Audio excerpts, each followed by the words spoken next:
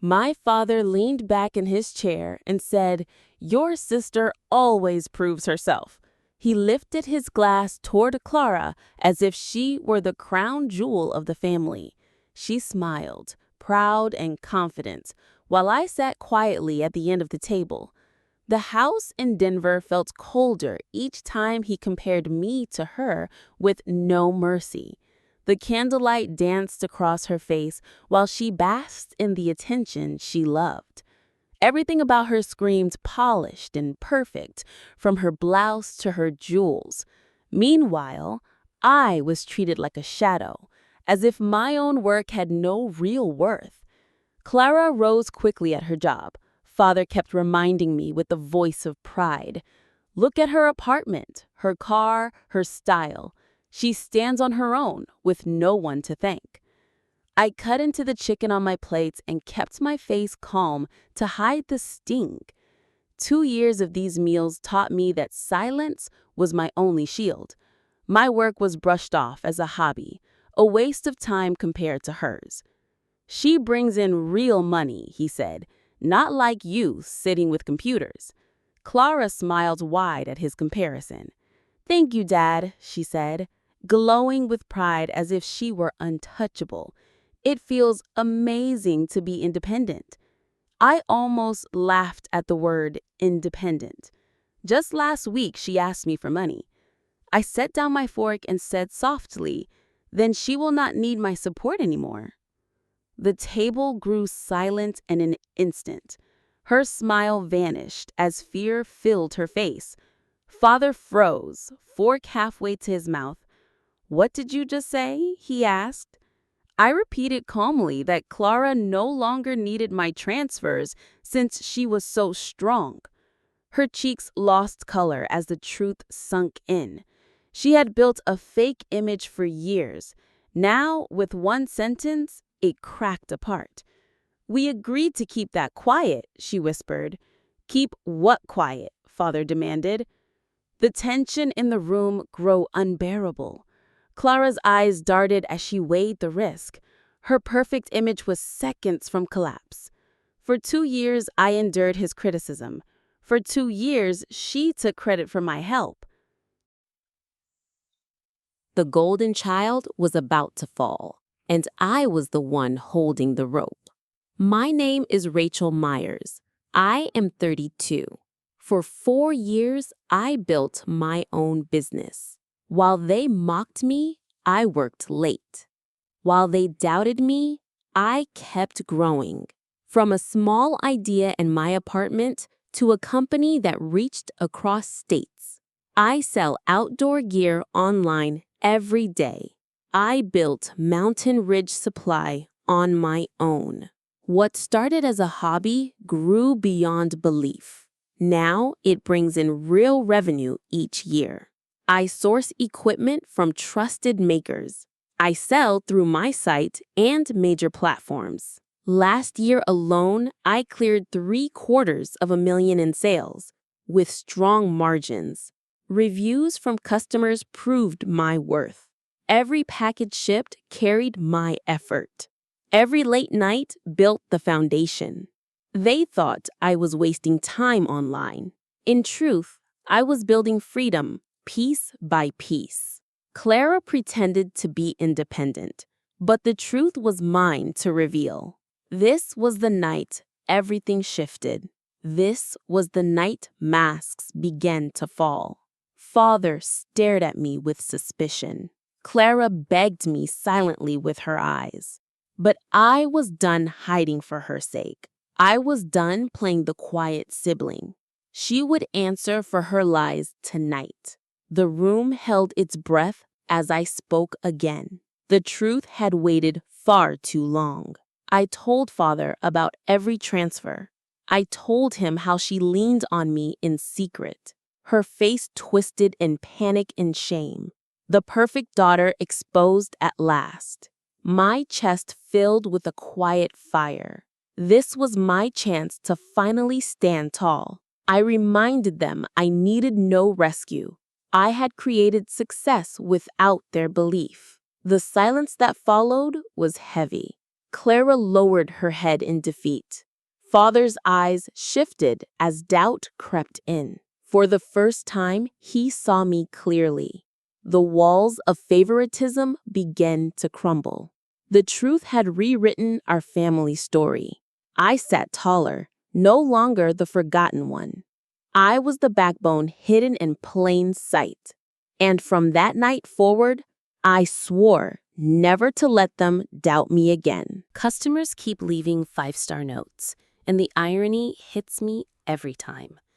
While Father calls it computer tinkering, I clear in 1 month what many see in a full year, though I never brag. I keep a simple wardrobe, keep my head down, drive a steady sedan, and focus on work. Money to me is freedom, not a parade. Clara, on the other hand, lives for shine. Every post, every outfit, every entrance. She is 28, a retail floor lead at a boutique in an upscale district, pulling around $45,000 a year before taxes. An honest job, yes, but not the executive title Father keeps repeating. He wants to believe it. She lets him. 2 years back, she arrived in tears, hands shaking, voice broken by worry. She had buried herself in card debt, chasing a life the paycheck could not hold. Rent bit deep each month until she could barely breathe between due dates. Payments on her car piled up next to bags she did not need. She promised to repay me once a promotion came, begging for a bridge to the future. She swore it was temporary and that Father must never see the cracks. As the older sister, I felt duty pull me forward, and I agreed to help. I sent $4,000 each month to plug holes, on the clear condition it would be short-term while she reset her budget. She vowed to track every dollar, build savings, and stand on her own. Instead, the spending grew louder and larger. She upgraded to a luxe building, filled closets with pieces she barely wore, and polished a highlight reel online. Every caption hinted at big wins. Cousins and aunts applauded her rise, never guessing who kept the lights on. She let the myth of corporate glory grow while hiding the true source of cash. It did not come from promotions. It came from my quiet transfers. At every gathering, Father compared us. He praised her poise and discipline while waving away my work as pretend. He mistook storefront management for a boardroom and crowned her in public. He believed storefront meant strategy and online meant playing games. He told relatives that I needed a real job while she built a future. He called her the responsible one and said I would learn someday. Clara smiled and let the story stand, never once pointing to the truth. Her lifestyle was carried by the sister he dismissed as unserious and small. Comfort made the lie easy to repeat. She grew used to the image and the credit that did not belong to her. Tonight was set to toast another step up the ladder she described to him. Instead, it turned into a reckoning. The table became a witness to truth. Masks do not last under bright light, not when facts finally step forward. The pause felt long as winter, though the clock barely touched half a minute. Father set down his fork and studied me with the look he saved for lectures. "Explain the monthly transfers," he said, careful and slow. Clara flashed a pleading glance across the table and reached for a script. "Dad, it is not what you think," she started, but even she heard the doubt. "4,000, I said, every single month for 2 years without a missed payment. That's 96,000 total, covering rent and car and cards and shopping she could not afford." Father's face shifted from puzzled to pale, then to a quiet heat rising in his jaw. He searched for a version that made sense. "That cannot be right," he said. "She earns well as a manager." "She earns about $45,000 a year, which is respectable and honest, but it does not fund penthouse living. Not the car, not the trips, not the parties. The numbers do not add up without help." "Please stop," Clara whispered, voice thin. She could feel the story slipping away. I did not raise my voice. I did not gloat. I simply let the facts stand in the room. The truth does not shout, it holds steady. Clara's eyes welled as the first tears formed, but I was done guarding her polished image. That apartment runs $2,800 a month. The car note is $600 on top of that. Add utilities, insurance, and minimums, and the daily costs she refuses to trim. She has been short about $4,000 each month to keep up the lifestyle you praise. Father turned toward Clara with rising dread. Is that true? He asked, voice tight. Her carefully painted face began to run as tears traced lines down her cheeks. I was going to repay her, she said. I just needed time to get established and catch up. Established in what? Father pressed. You told me last year you were promoted to district-level leadership. I oversee 3 associates, she said, barely above a whisper. It is not district management, not really. The truth finally started to spill. For 2 years, she spun a ladder of titles, each rung more story than fact, with invented raises and grand posts that lived only in retellings. They existed in imagination and in Father's proud speeches to neighbors. So while I kept praising your grit, he said, voice trembling with hurt, you leaned on your sister in secret, calling it independence in public. It was not charity, Clara argued weakly. It was a loan I always meant to repay. A loan with no terms and no clear end, I said, and one you never disclosed. You stayed quiet while Father used me as a warning about responsibility, and you nodded as if it were true. Father looked at me with a new expression, something heavy and unfamiliar. It was not annoyance. It was closer to shame. How much do you actually make? He asked softly, from this online business you keep so private. I never planned to share numbers, but the moment asked for the full light. Last year, I grossed $750,000 across platforms. After costs and taxes, my net was around $400,000. The figure landed like a physical weight. Father leaned back, stunned and silent, seeing me as if for the first time. Clara was sobbing openly now, realizing the mirror had cracked. The image of the star daughter had fallen apart under the facts.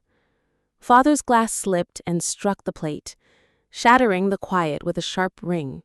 The sound traveled through the room and stayed. 750,000? He repeated. His voice dropped to barely a whisper. Gross, I said. Net near 400. He nodded once, slow and stunned. Clara struggled to catch her breath. Do not cut me off now, she pleaded. Rent is due in 5 days and bills stack. Insurance, cards, and even the gym. You should have thought of that, I said, before letting this story keep growing. I opened my phone and found the transfer. I am ending it now, I told her. My thumb moved with the ease of habit. A few taps and the recurring 4,000 was gone from the schedule. I looked up and held the screen toward her. The transfer is canceled. Father stared as if seeing a stranger. You make more in 1 year than I made in several at the school, he said. And I kept lecturing you about effort. You never asked what I earned, I said. You assumed from the living room. Home does not mean idle. It means focus. It means building without applause. Clara pushed back her chair and stood, the legs scraping hard across the floor. Dad, you have to make her keep helping, she blurted, anger breaking through. She cannot just walk away now. Tell her she owes family. Tell her responsibility goes both ways. Father did not raise his voice. He looked at me, then at Clara, and sighed. We do not demand help as a right. We ask, and we do not lie to get it. Rachel has done more than enough. From now on, you stand on your own. Clara stared at him, stunned into silence. The room felt new, like a door had opened. For once, the truth set the table, not pride. Please do not stop helping me. I will lose my place. Sit down, Clara, Father said, tone sharp and steady. His words cut through the noise in her panic. "You misled me for 2 full years," he said. "I did not lie," she said. "I shaped the story." "Shaped the story?" Father repeated, disgusted. "That is not truth. That is theater for friends. Last winter, you claimed large bonus for sales. 15,000, you said, with a bright smile." She faltered and looked down at her hands. "I feared you would be crushed if I admitted struggle. I thought the truth would break your pride. So you let me think Rachel failed while she paid to keep your image alive." Father rose and his chair scraped the floor. "How many times did I tell people Rachel lacked drive? How many times did I lift you up as proof? I held you up while she held your bills."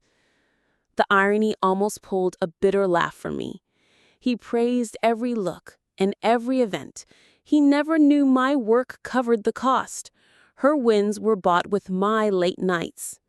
Clara turned to me and stepped closer. "Please reconsider. I will repay with care. I will take a second shift. I will cut back. I will do what you ask. Just give me time."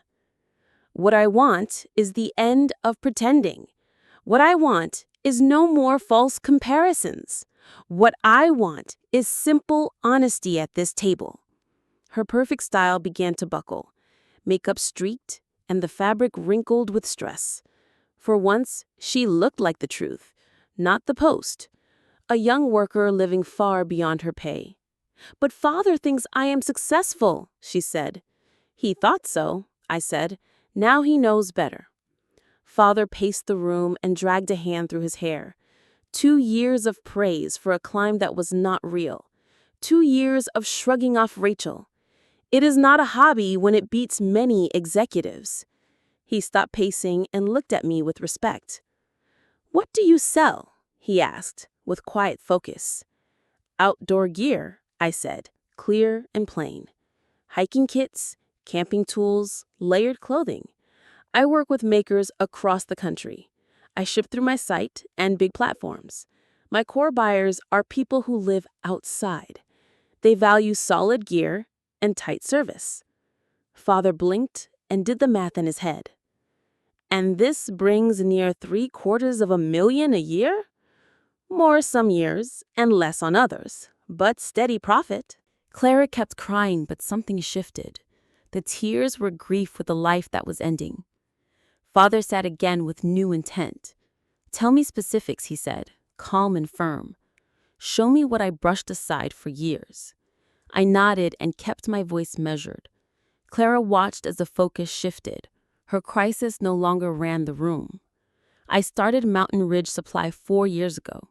I saw a gap for solid mid-range gear. Too much was cheap and broke on first use. Too much was luxury priced for a logo. I built a line that lives between. Durable kits tested on real trails and trips. We partner with small shops that craft well. We keep margins fair and service tight. My process runs lean from order to ship. I use data to stock into forecast. I split channels to reduce risk. Direct site, major markets, and partners. Customer groups return because we listen. We answer fast and fix what we can." Father exhaled with a slow acceptance. I dismissed all of this as playing around. I spoke without knowing a single fact. I let pride make me blind to your work. Clara covered her face and shook with quiet sobs. The room felt lighter and heavier at once. Endings do that when lies finally leave. These are not tears of being caught. They are tears for a life she cannot fund. A life made of posts and pretend wins. Father turned back to me with purpose. "Show me your numbers and your systems. I want to learn what I ignored." I sat and pulled a simple binder closer. I keep records for each quarter. Orders, lead times, returns, and reviews. Clara watched with a growing dread. She knew the spotlight had moved for good. Father leaned in and listened hard. Every page made his face more still. He had been wrong and he knew it now. I began at the start and drew the line forward. I called it Mountain Ridge Supply 4 years back. I saw the gap and moved fast to fill it. Quality without the shock of price.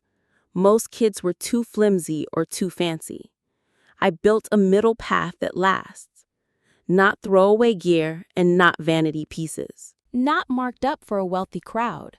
Father leaned in for the first time and actually listened like it mattered. It felt new after so many years. I vetted makers and checked factories, built ties with suppliers who craft for big labels, yet also take private lines, then set specs that match premium quality. I launched a focus line that holds its own against top shelves at near 60% of the sticker most people pay.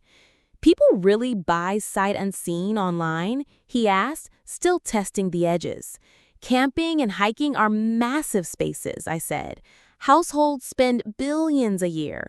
Most brands speak to pros or to casuals. I serve serious enthusiasts in between who want pro-grade builds, not luxury tags." Clara stared at her screen and scrolled, doing frantic math she had avoided. Her face showed the moment it hit her. She saw how fast the tower could fall. "My average order lands near $250, I said, steady across seasons.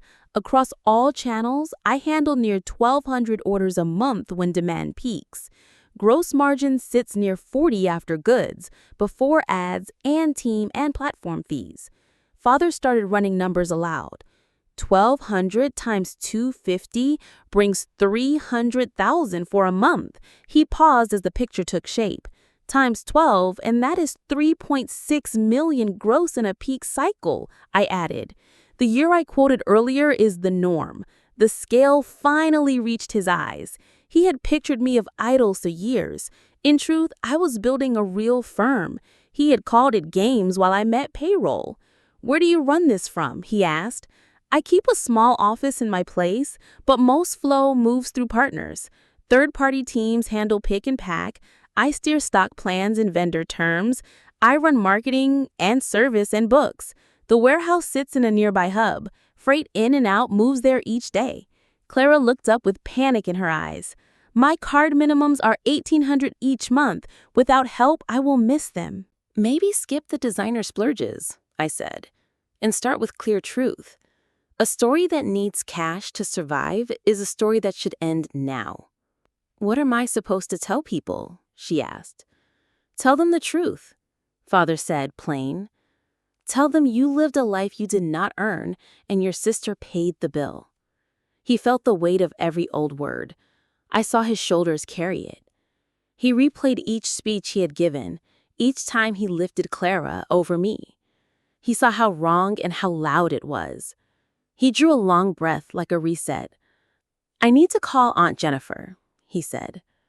Clara stiffened at the sound of her name. "Why call her now?" she asked, voice thin. "Last month, I told her Rachel should copy you, find a traditional track and settle. I claimed your role proved safety and sense. I said stable payroll beat a venture. I was sure, and I was wrong. Aunt Jennifer has built real projects for years and still backed my work. She held her tongue when you lectured me. She knew I was building something sound." Clara spiraled into a search frenzy. She opened a laptop and scoured listings. Studios and shared places filled the page. "Look at this," she said, voice unsteady. "It is a small studio on the edge of town. The rent fits if I cut back everything. No valley parking and no rooftop pool. Just 4 walls and the lock that works." Her voice broke on the last word. I nodded without glee or spite. A smaller place can be a clean start. Cash flow beats image when bills are due. Father rubbed his brow and sat back. "We will help with advice," he said, "but not with stories and not with lies. You budget and you own your choices. You call the landlord and plan a move." Clara wiped her face and stared at the screen. The reel of her old life finally paused. She swallowed and nodded once small and real. "I will downsize and pay my debts.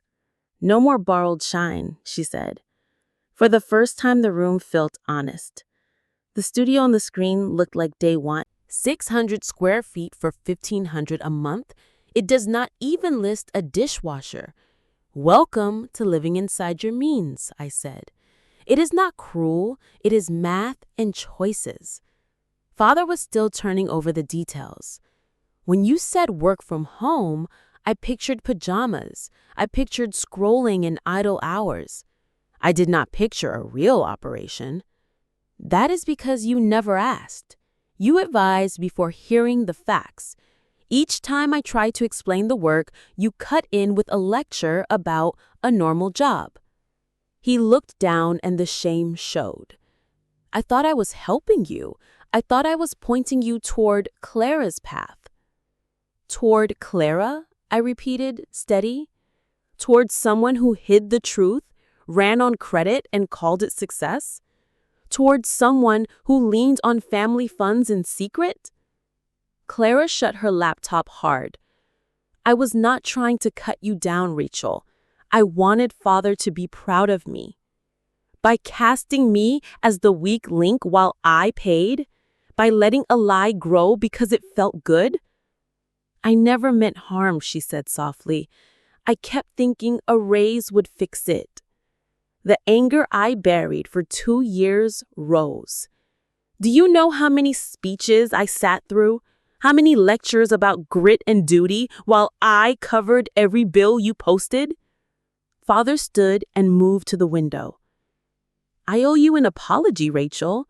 A real and large apology. It is not only apology, I said. It is seeing how wrong the measures were. You valued a title over results. You valued outfits over margins and cash. But her role felt more legitimate, he said, searching for words he trusted.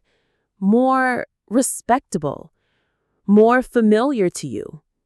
He nodded once, reluctant but honest. That is the core of it, I said. You picked appearance over outcome. She wore the uniform and you saw victory. I wore comfort and you saw failure. Clara cried again, this time different. I never wanted it to stretch this far. I thought a promotion would land soon. I thought a better offer would come. I thought I wouldn't need help forever. For 2 years, I asked not unkind. I kept thinking next quarter would turn. I kept thinking the raise was close. Nothing changed but spending, I said. The bills got bolder. The posts got shinier and louder. Father came back and sat heavy. What happens next? He asked at last. Clara learns to live on her pay. And both of you stop calling my work a hobby. Stop acting like I will grow out of it. And the money Clara owes you? He asked, testing the ground. I have weighed that for months, I said. I call it a costly lesson and move on. I do not expect payback now. I also will not send another $1. Clara looked up with a small hope. So you are not angry about cash. I am angry about lies, I said clearly. I am angry about being the cautionary tale while I bankrolled the image you wore. The money was my choice. The deceit was not. Father sat silent a long moment. When he spoke, the tone had changed. I want to learn more about your work. I want to understand how you built this. Not to knock it down or control it. Not to manage you or claim credit. To understand and to support you. I nodded once and let out a breath. That is all I wanted from the start. To be heard before being judged. To be measured by results, not by clothes. Clara wiped her face and reopened the listing. She marked the studio and drafted a plan. Cancel the gym and the valet. Sell the extra she barely used. Call the card companies and set payment plans. I will do it step by step, she said. Father nodded and met my eyes. Thank you for carrying us through truth. It was overdue and I should have led. I will do better and listen first. I believed him because his voice was new. The pride had dropped and the care remained. For the first time, we felt like a team. Not a podium and an audience. Not a star and a shadow standing by. Just family learning how to be honest again. To fix or control, but to understand you. I clearly did not grasp what you built, and I want to learn. For the first time that night, I allowed myself a real smile. 3 weeks later, I sat at my desk, watching a balance rise instead of shrinking by 4,000. What once went to Clara each month now fueled an international push. We tested new markets and partners, and early orders confirmed the bet. Clara had moved into a modest place, 15 minutes from her store. She sold the extras to reduce debt and trimmed cards to minimums. Father said she picked up extra shifts to keep the lights on. What satisfied me most was not her struggle. It was watching Father change. He began calling every few days, asking how the systems worked, not to correct me or advise, but to learn what he had missed. He admitted he had been wrong about what success looks like. "I told Jennifer your real numbers," he said one afternoon over the phone. "She laughed at me for 20 minutes, and I deserved it." "Aunt Jennifer always saw through noise," I said. "She believed in my work." "She told me she tried to warn me," he sighed, "but I would not listen. I was stubborn and proud. I wore blinders I called wisdom. She said I was an arrogant fool who could not see results." He let the words sit between us. They sounded like her. He went quiet before adding, "I told so many people you should change. I lifted Clara as the example and dismissed you as the warning. I bragged about her titles and called your work pretend. Now I must tell them I was wrong," he said, voice low and honest. "I must say the daughter I scolded was strong, and the one I praised lived beyond means." The roles had fully reversed by then. He struggled to match memory to truth. He began to listen before speaking. He began to ask instead of assume. The next shock came online. Clara's careful image started to crack. She had built a bright feed of restaurants and rooftops, designer outfits, and perfect views had powered her story. Without my funding, the stream ran dry. Posts slowed and captions grew thin. She could not afford the pieces that once defined her brand.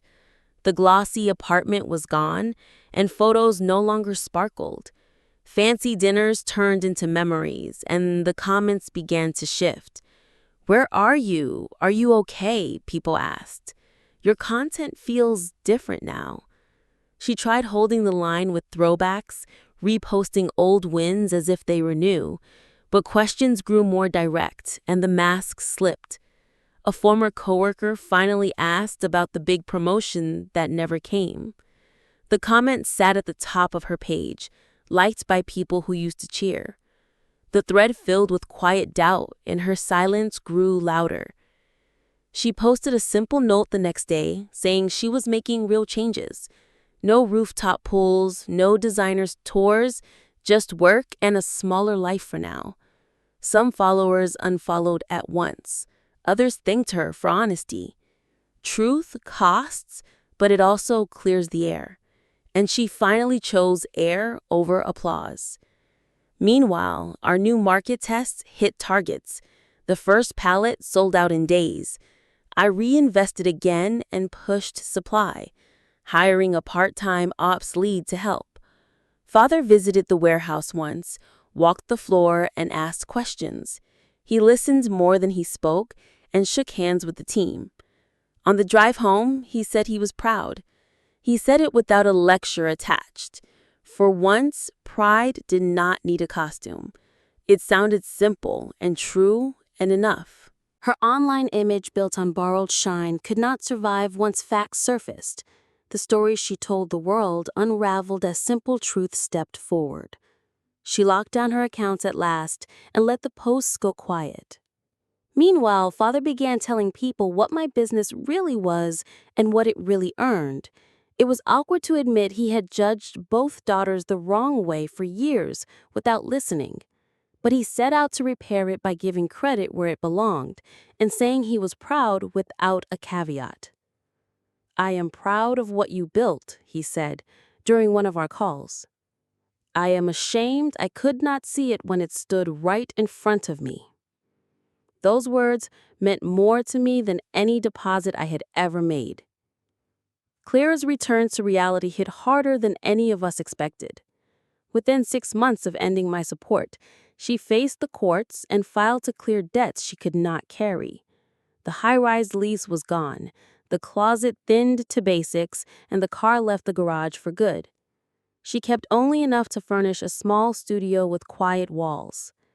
The followers who once cheered began to fade from her circle, and the shine of that old story dimmed as the truth took its place.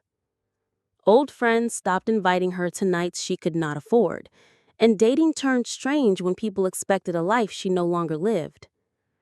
Father faced his own pride in public as neighbors learned the truth about which daughter had stood steady. He had praised the image and scolded the hand that paid the bills, and now he had to own it. It forced him to see his favoritism in how badly he measured worth, confusing a costume for results. As I poured the recovered 4,000 into a push across the Atlantic, Mountain Ridge Supply found footing in shops I had only mapped before. I realized the years of doubt I heard had become quiet fuel, driving me to prove that success wears more than one uniform. It is not only titles you can print, it is also invoices paid and people served. The truest win wasn't watching Clara face a ledger she avoided. It was watching Father finally see the company I had built in plain sight. He learned that the living room can be a boardroom with the door closed, and that steady numbers beat loud praise. In the end, I didn't need revenge. I only needed the truth to stand up and speak in a voice no one could ignore. It spoke in orders shipped and jobs paid, in simple budgets that finally balanced, and in a family learning to hear before it judges.